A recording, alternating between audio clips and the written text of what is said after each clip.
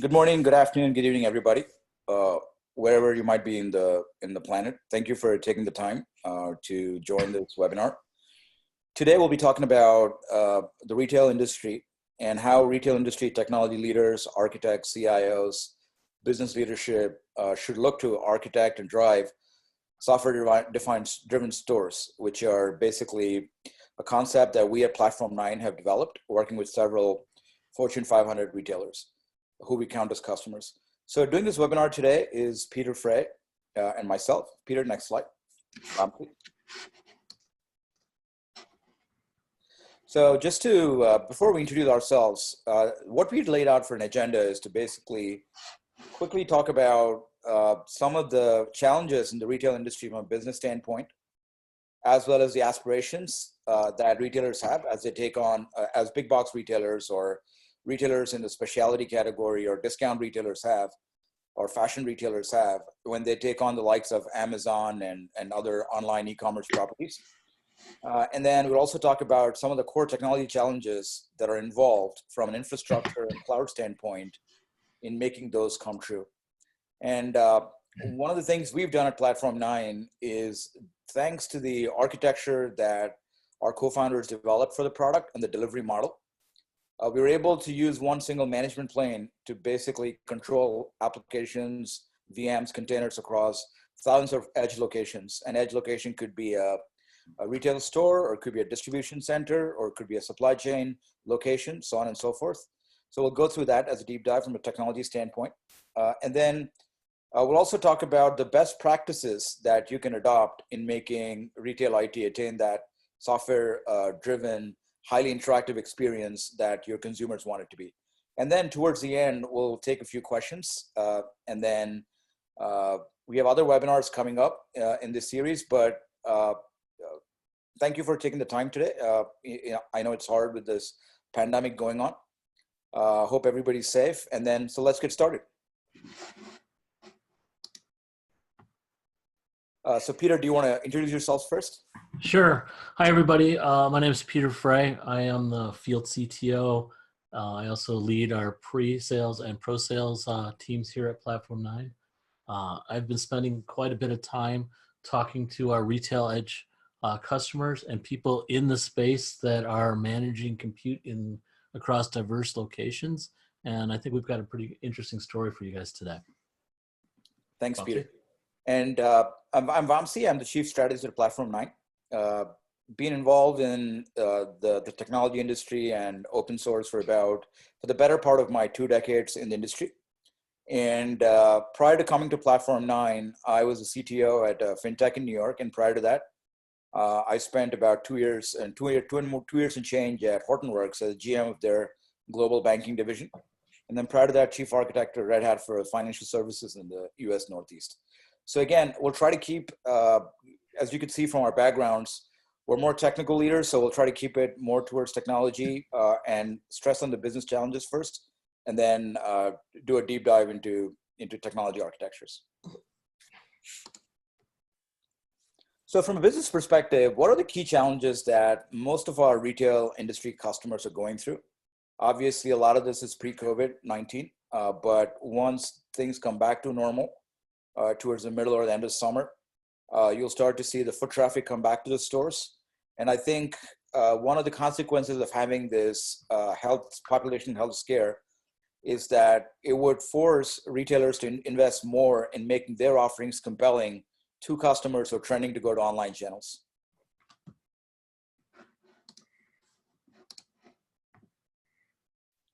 So the fact of the matter remains, right? The dominant mode of retail transactions in the world are basically store locations. And we have some impressive numbers in a slide that's to follow that shows the scale of retail, even with a lot of the store-based pullback that happened over the last couple of years. There's definitely been a secular expansion for almost 30 years in terms of retailers basically, for lack of a better term, doing a land grab to open more stores, not unlike the housing boom that the world saw, has been seeing for the last 2 decades. Just North America, which is our #1 geography at Platform 9 in terms of our customers has had a huge glut of both retail stores, shopping malls, and the challenge again is how to increase per capita sales in all of their stores and how to make their offerings more compelling and making shopping a really good experience for people who walk into the store. So the scale of retail, and in retail, we include everything from casual dining, the likes of, a KFC or a McDonald's or a Panera Bread, to car rental companies, to grocery stores, to home improvement makers, and then the regular Targets and the Walmarts, as well as the niche players such as Sephora, who are in the beauty business, as well as some of the declining big box stores such as Macy's, Sears and J.C. Penney. So the idea is that retail operates at an incredible and a truly high degree of scale. For some of the customers we work with at Platform 9, customers that are in deployment using our model, or customers that are looking to move to containers, customers that are looking to do AI, ML-based applications, artificial intelligence, machine learning on top of containers. The standard story remains that they do at a minimum have 400, 500 stores, and they're trying to basically ensure that they're able to increase sales per shopper while driving more foot traffic at all of these stores. And the idea is that as one retail industry leader, put it to Peter and myself, when we met them in the Chicago area about 2 weeks ago, is that they want to basically keep, 2 months ago, sorry, they want to basically keep the model in which their products are consumed in the store pretty close to the online single-click shopping. So they want to make it a frictionless experience while also ensuring that they can run their back-end operations with a fair degree of measurability, predictability, and seamlessness.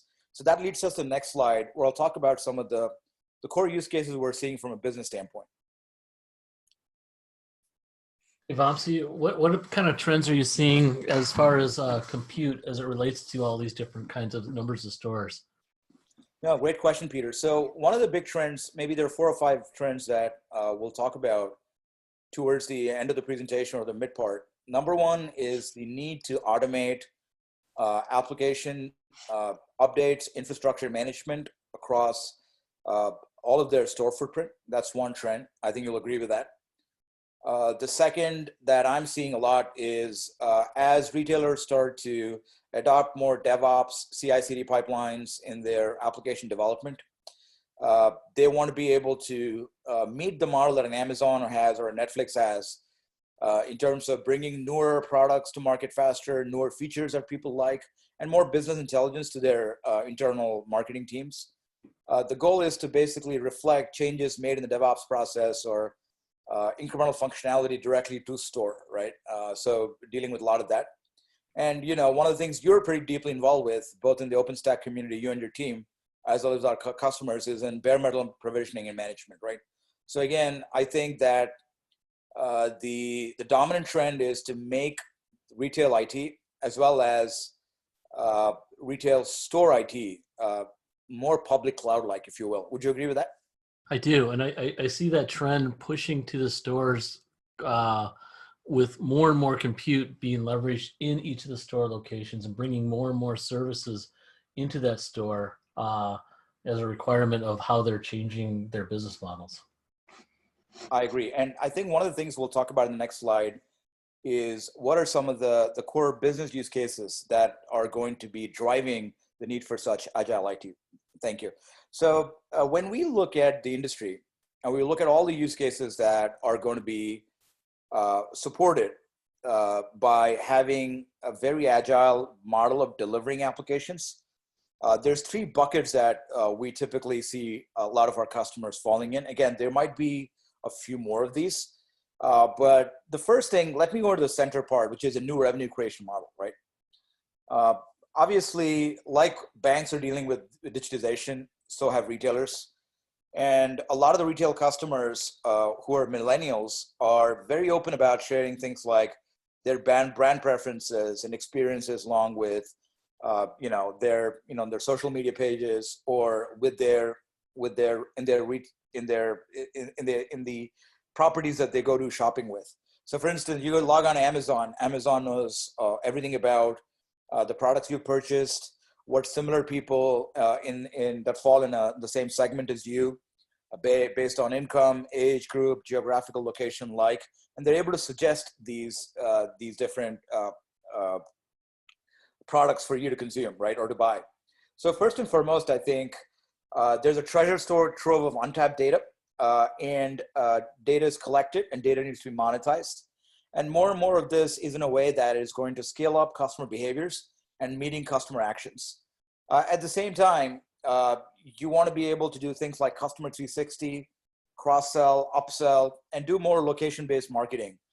So things like couponing is turning into more real-time, and the fact that you're in a store and the mobile application that you've installed for the retailer is able to give you a just-in-time coupon for you to go buy a certain product, and they take certain percentage off the sale, right? So again, at the same time, in the back end, operations need to get better.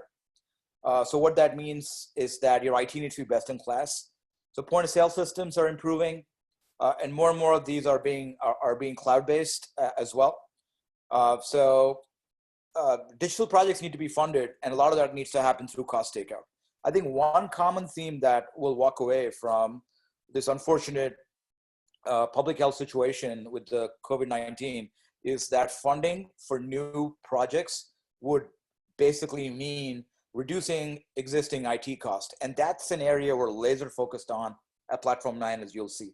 And a big part of that is open source, industrial open source technologies, and as well as industrial delivery model that cuts a lot of the people cost. So number one, new revenue creation. How can we increase and create new revenues?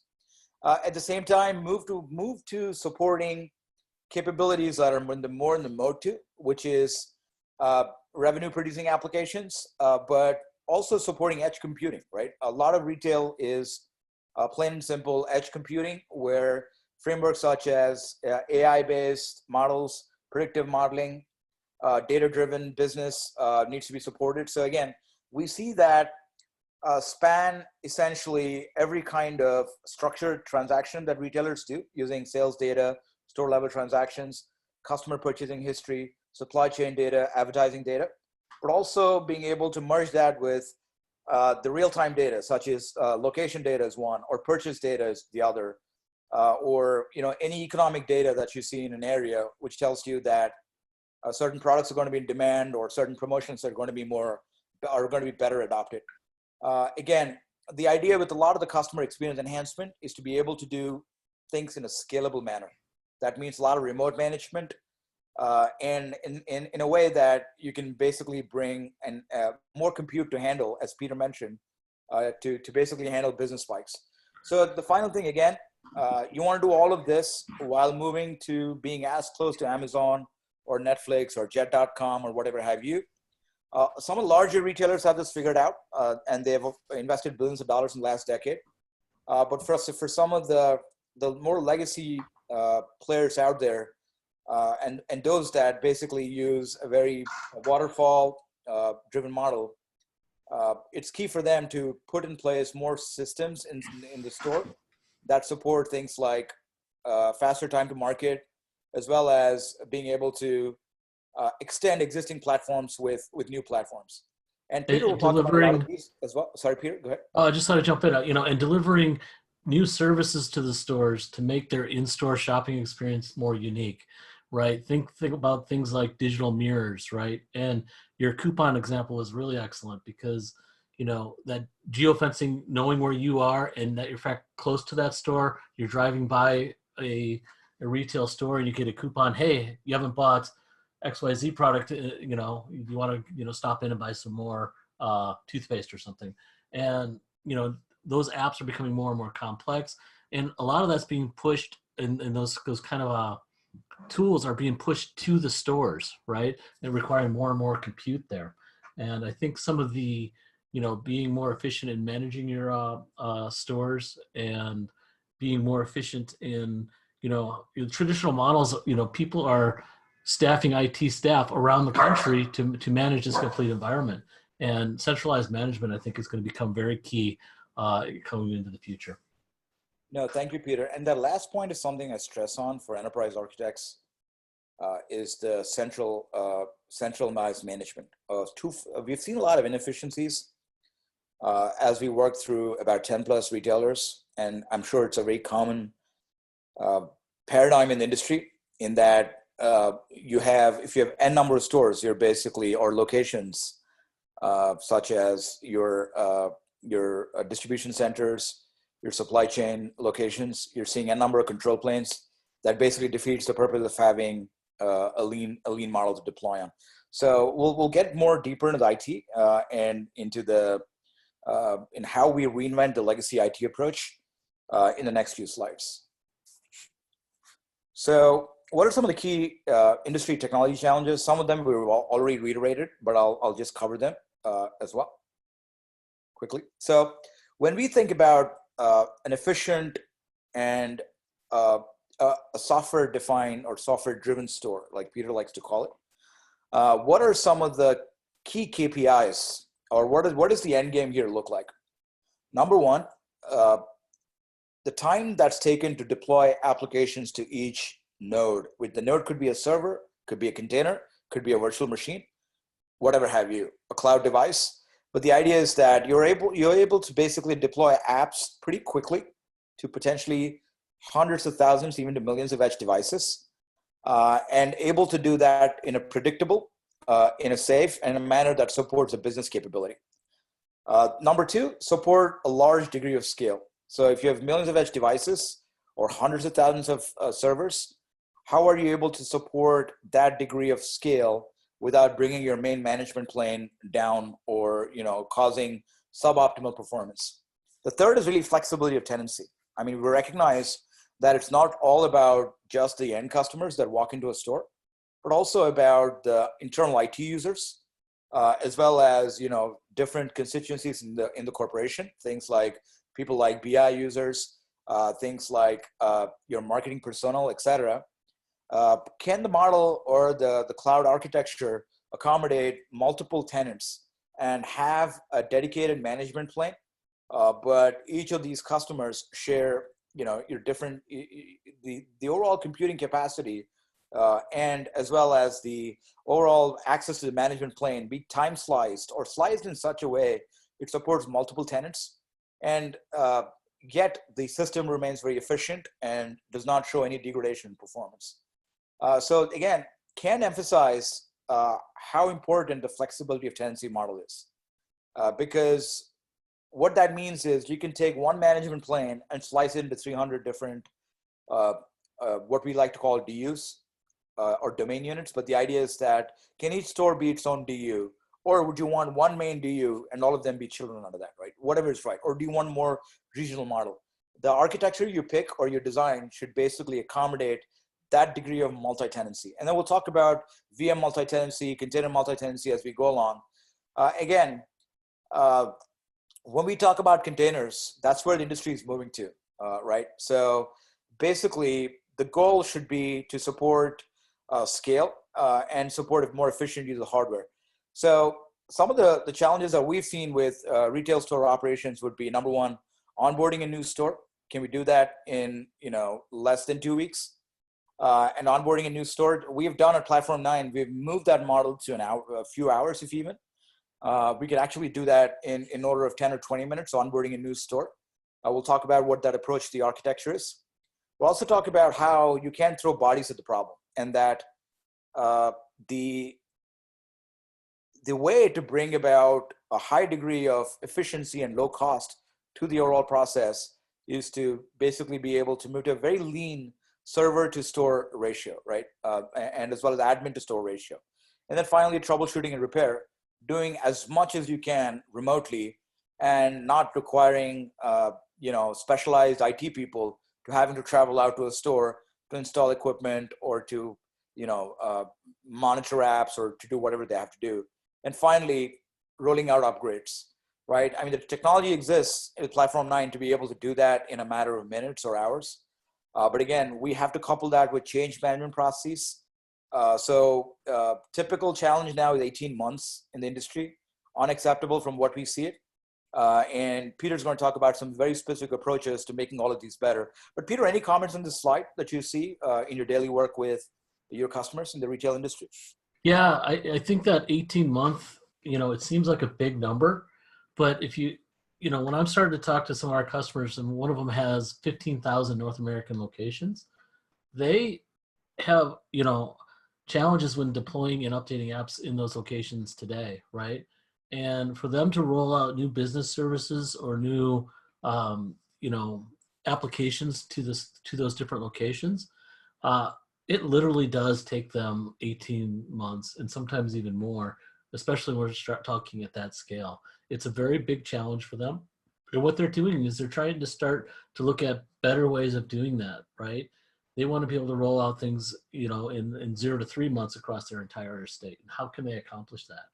And some of the, things that they're doing is re-provisioning existing compute resources in their store locations, right? Moving it to an environment where they can manage it from bare metal up, manage it centrally, right? They want to be able to boot it into an OS that ultimately supports virtualization.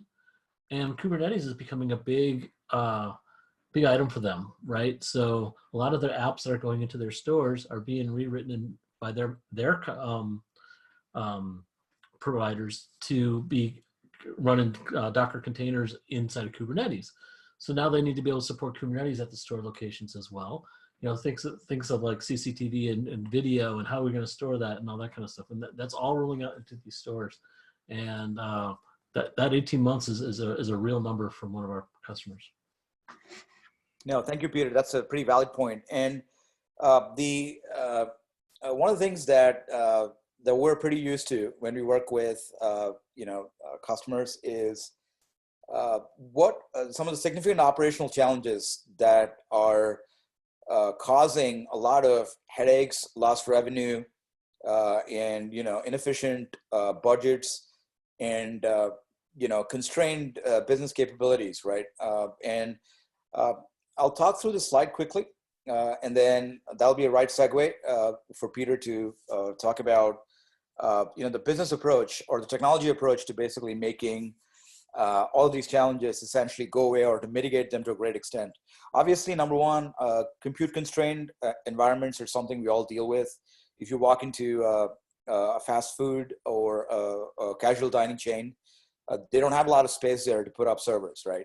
So how do you basically work with things in that nature? And if you have a 2 CPU box that can't even accommodate a hypervisor, can you do more things in the bare metal space of things?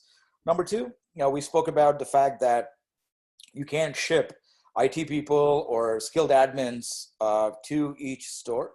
How do you kind of address this? And this becomes important in areas such as Manhattan or downtown Atlanta, where you've got hundreds of stores in a very small geographical location. It's important to do things at scale. And then again, speaking to the same challenges, you got to upgrade, troubleshoot, and support, and in as efficient a manner as possible. If you've got a problem at 50 different stores, you can't ship IT people to go to each store. And then finally, you want to be able to run your processes from an IT standpoint and from a business standpoint, and the business that is supported by the IT from a central location. So with that in mind, I'll turn it over to Peter at this point to talk about what he likes to call a software-driven store, and that's resonating with every large customer, medium customer we talk to. Peter? Thanks, Vamsi. Yeah, so this concept of the software-defined or software-driven retail location is very, it's becoming a trend, right? So what I'm seeing out there in the software-defined store, right, is our customers really want to reduce the complexity and cycle times for onboarding a new store, right? Delivering new services to the store, updating their mobile apps to be more store aware, while reducing operational costs, right? So they don't want to necessarily have IT staff all the way, in every state in the country. They really want to start, centralizing that, managing everything remotely while still ensuring a high level of availability for all of these. They also want to future-proof it, right? So what that means is maybe it's virtualization today and Kubernetes tomorrow. Maybe they want to repurpose existing hardware by logging to a store and reprovisioning all that hardware overnight from, you know, VMs to a Kubernetes type environment, right? And all of this is, you know, to get more people in the store, get more eyes on their products, and you know, effectively sell more stuff. And the way they're going to do that is by, you know, greater services, faster time to market. So let me get into a case study here. This case study that I want to bring up is one of our customers. They're in the EU, right? But this is getting very kind of detailed, right? But they have a large estate, right? They are leveraging Platform 9, our company, but they've got 2 data centers, Data Center 1 and Data Center 2. Well, they've got a large virtualized environment. They've got a VMware environment as well. It's small. And then they've also got cloud resources in AWS. And they have deployed many Kubernetes clusters in AWS to support their retail store locations, right? They are a hardware store in EU with 1,200 different locations. And each of their stores sort of, you know, looks like this, right?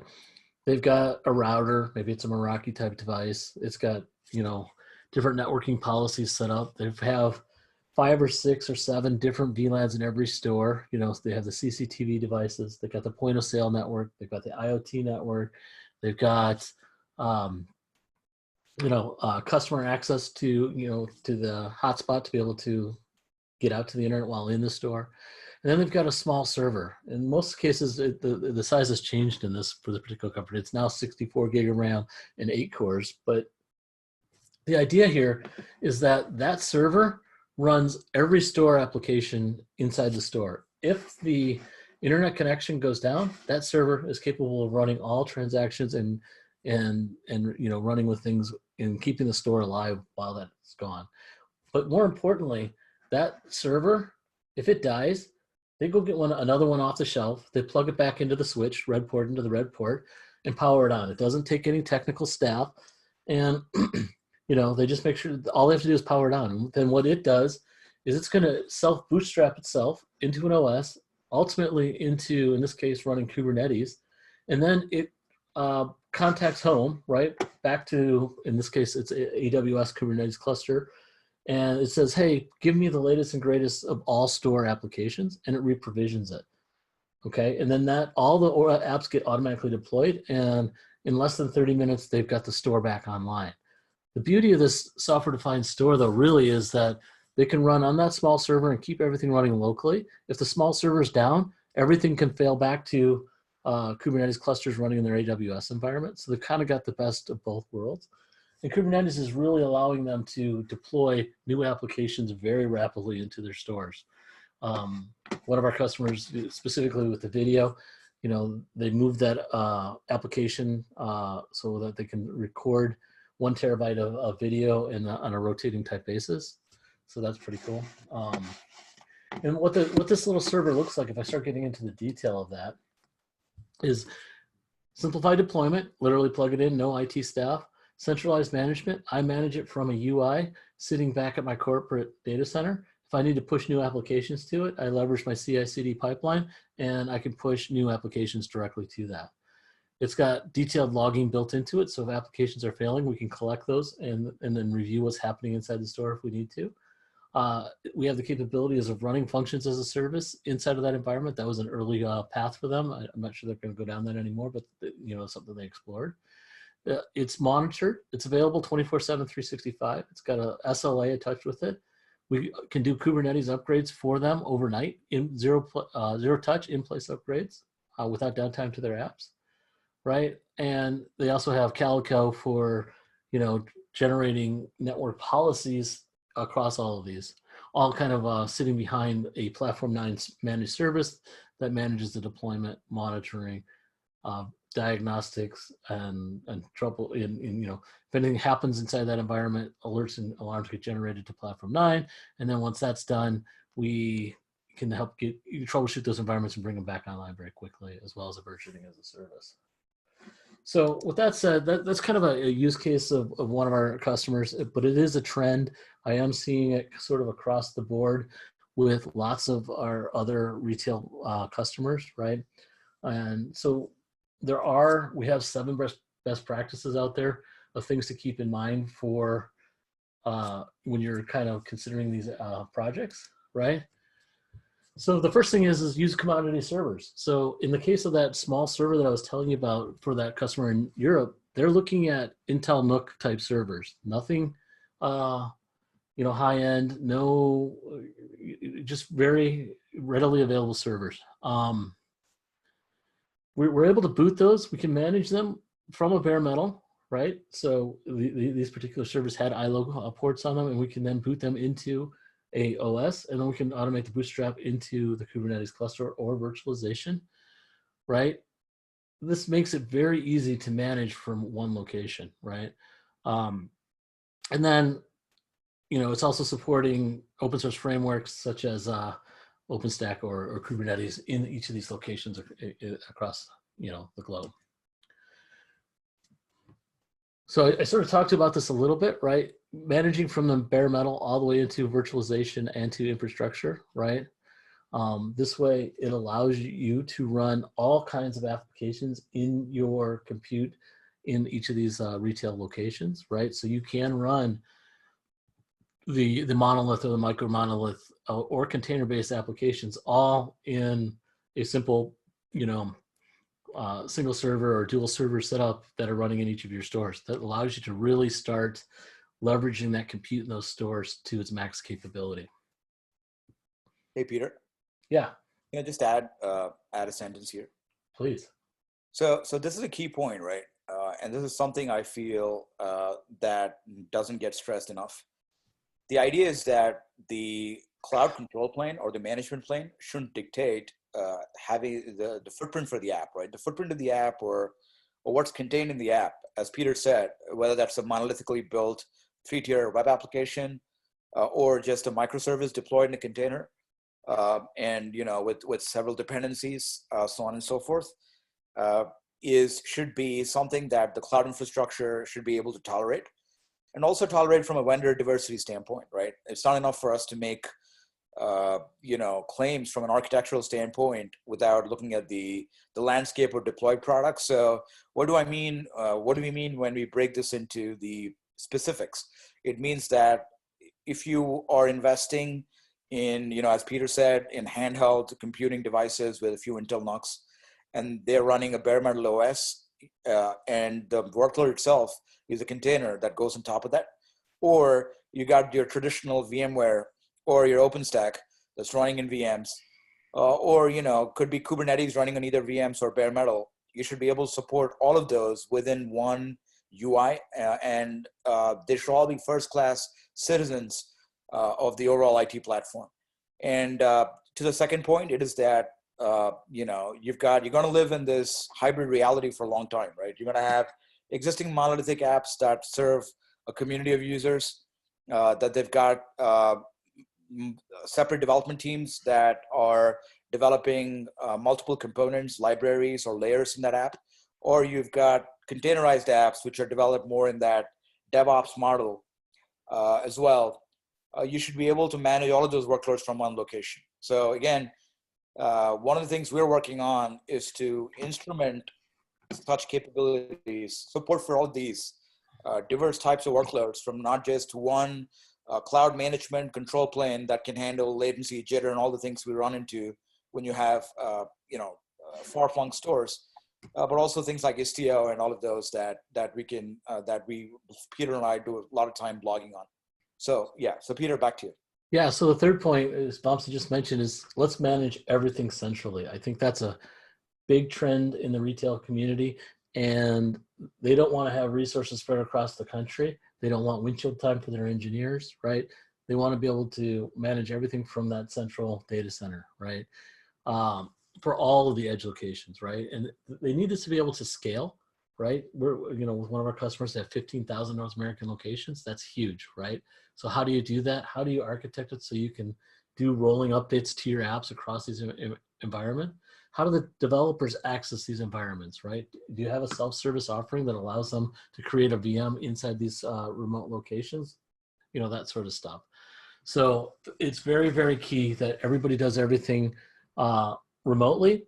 Monitoring, troubleshooting, support, security, infrastructure provisioning, upgrades of those apps and the infrastructure environment, everything should be handled from a centralized environment. Okay, you know, and platform, you know, along with that centralized management, you really do need that single pane of glass that gives you visibility into your entire estate of compute running across the entire, you know, retail locations, right? Monitoring and alerts should all be fired off into the central dashboard so you can see what's up, what's down, you know, do I need to call the store and have a clerk plug in a server or check the power, that kind of things. But everything else should be managed from that central single pane of glass. Boxy, any comments there? Yeah, so just one comment, Peter, about the monitoring piece. Increasingly, we've been calling to customers to provide monitoring as a service as well. Because while we're very happy to work with all the vendors in the monitoring space, we work with all the AppDs, the Datadogs, the Signal Effects of the world, there's been more and more of a move on the request from customers for us to bring forth a lot of the open source capability we've developed in-house over the last 6 years to bear on the monitoring challenge. So we've done a lot of work in the Prometheus space and around running Prometheus at scale with projects such as Cortex.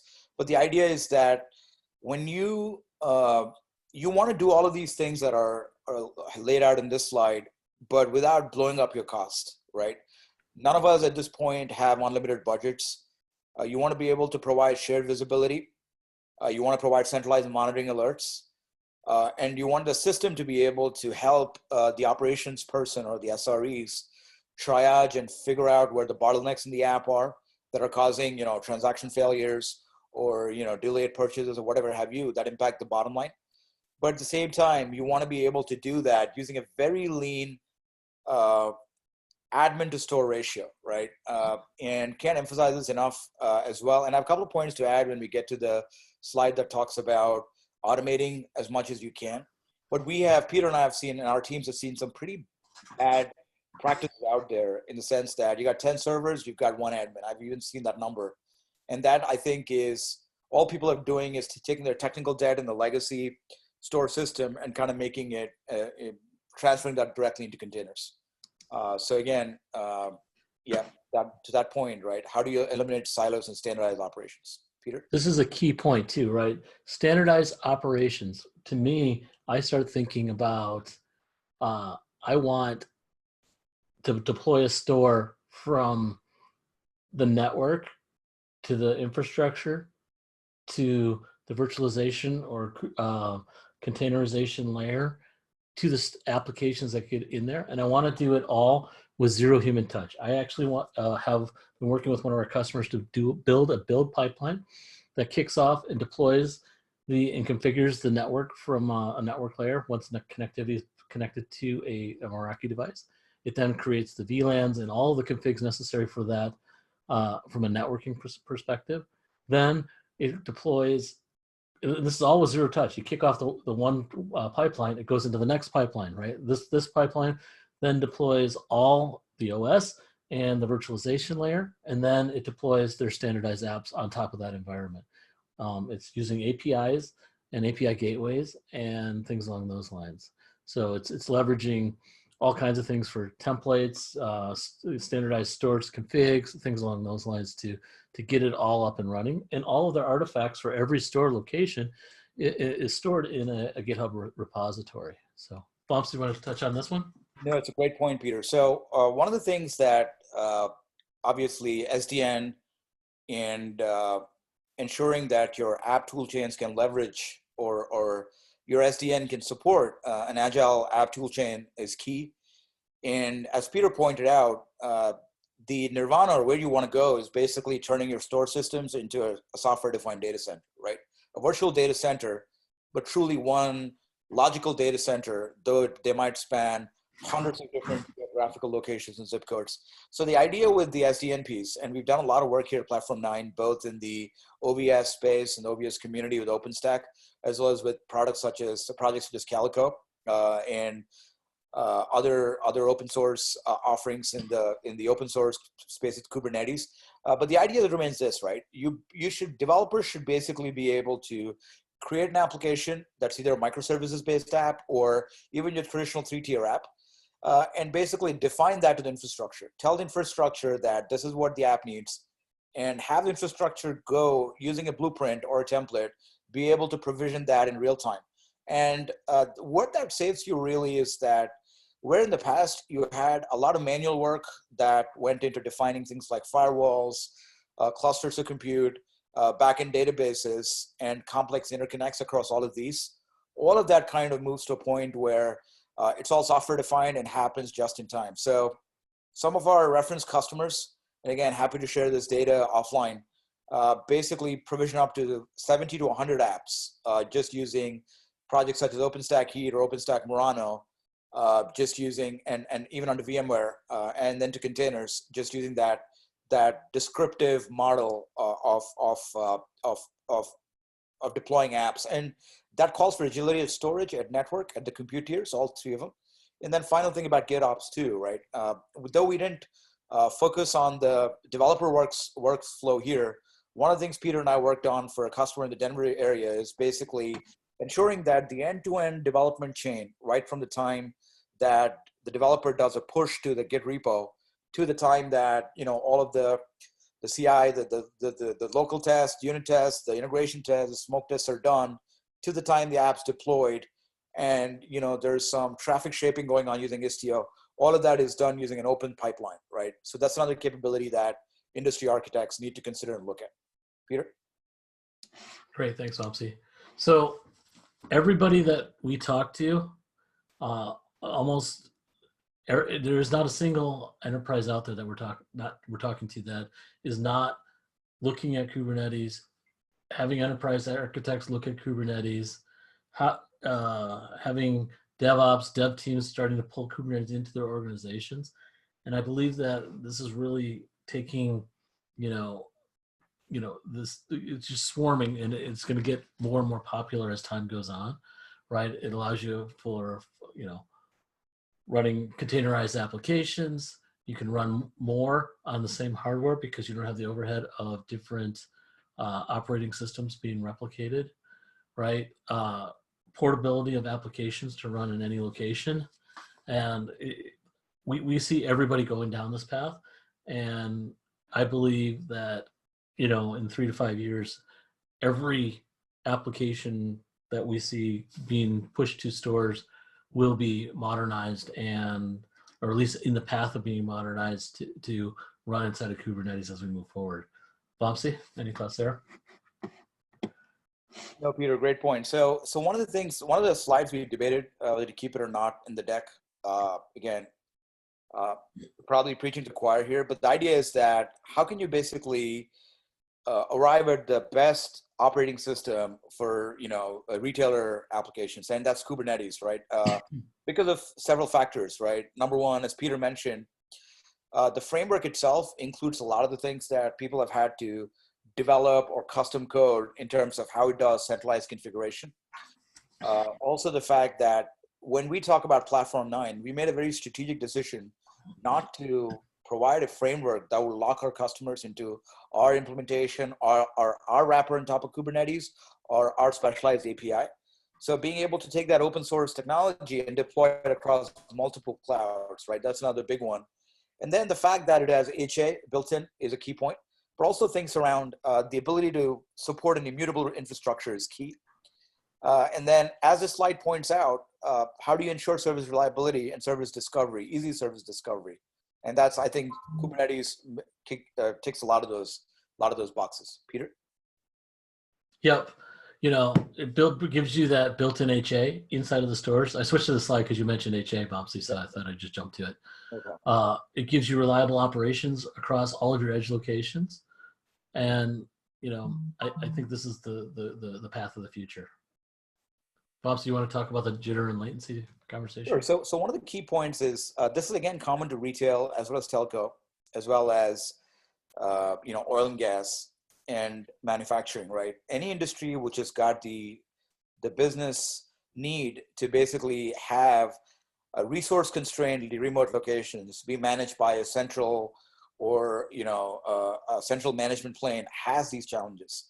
And this is a market that we at Platform 9 kind of stumbled into, given that our product was designed from the get-go to support open source distribution using a central management plane. But at the same time, we've done about 6 years of core engineering work in minimizing or working with latency as an architectural construct, working with jittery connections, and also working with the air gap situation, which could lead to disconnection or unreliable connections. But the point is, how do you do all of this without your cloud falling apart, or your apps not being? It shouldn't be a situation that because the remote location's down, that the cloud is down, right? Your apps should still be able to function at that location, and then when they connect back to the mothership, they should be able to regain, resync back up, right, in real time. So that's the key part here with reliable operations.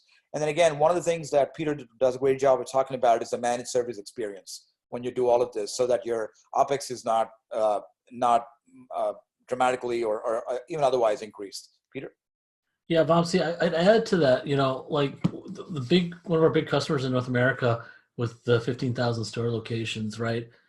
Most of their store connectivity is something around 50 meg bandwidth total, right? But they have a 5% of their infrastructure that's on cellular or very low bandwidth and very high latency. And we've been able to deploy a solution to manage across all of these environments in a very reliable way.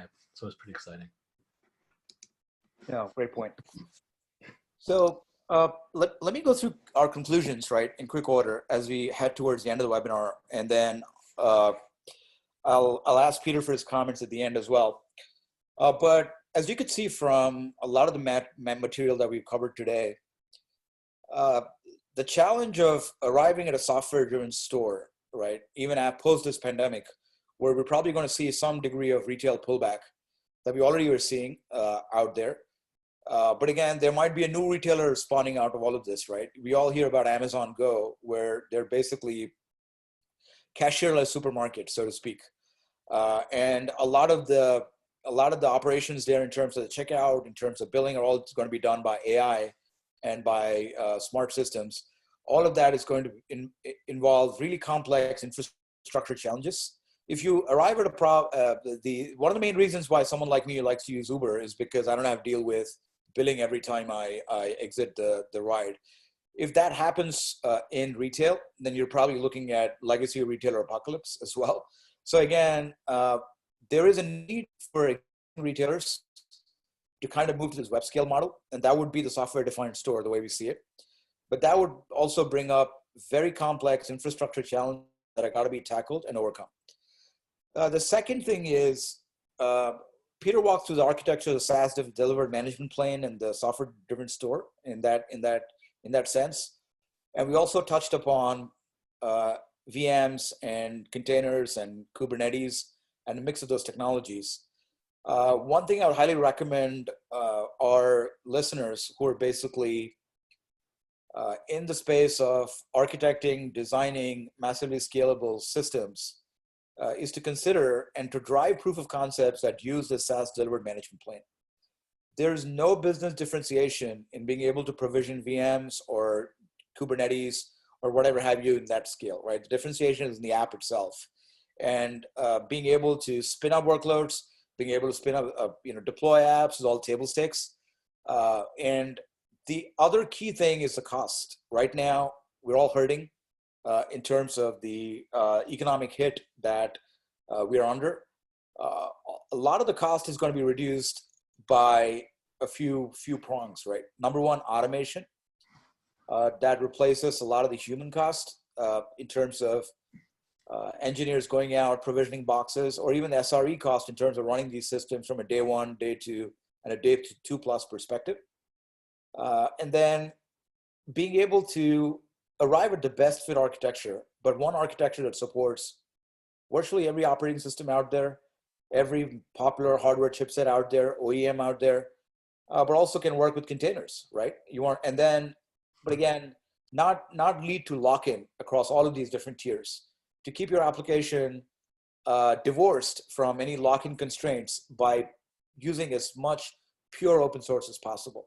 So again, the key takeaway from my perspective is how do you do all of this by driving low touch operations, right? We speak about maybe one of the things that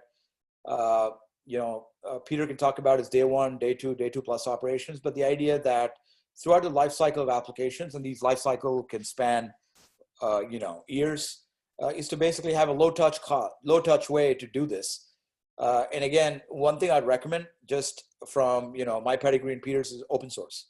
The more you can use open source, the more you're leveraging innovation that's proven and that's basically being driven by organizations like Platform 9 and some of the other bigger companies in the industry. But the idea is the more pure you are, the more easier it is to attract talent, but also to be able to cut costs. Peter, any comments? Yeah, I would add just one thought. Platform 9 is out there. We are actively engaged with many retailers across the United States and the world.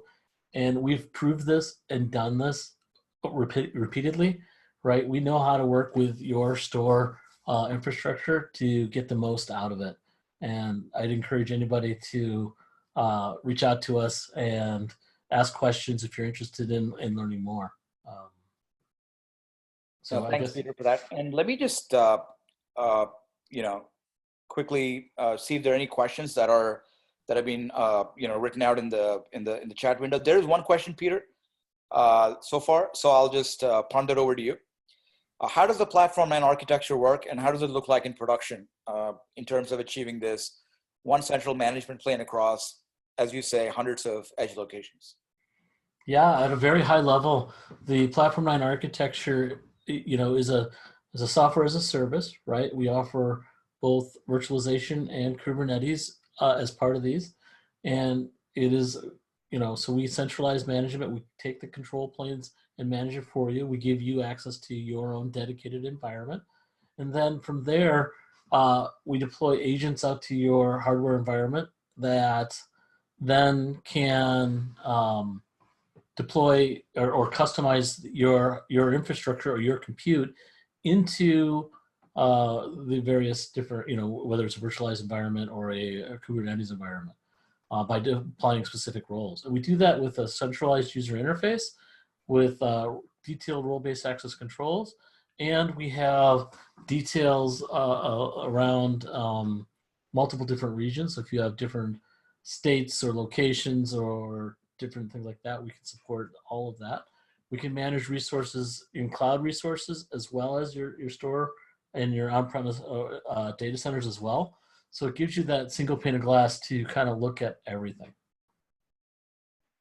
No, thank you, Peter. And we have a couple more questions, and I'll punt them to you as well. The one question is, does Platform 9 also support upgrades? And how do you provide self-service in Kubernetes?